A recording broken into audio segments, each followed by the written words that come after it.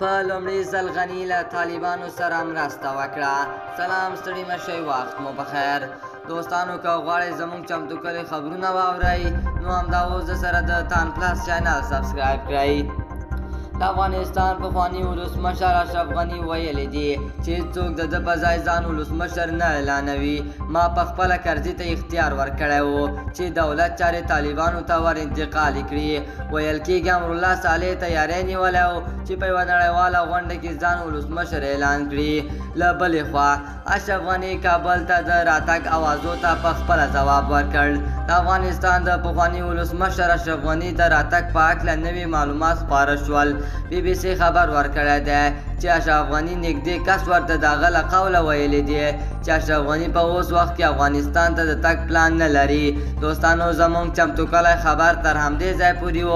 د نورو خبرونو دپاره د تان پلس چینل د سره سبسکرایب کړئ. الله پامان.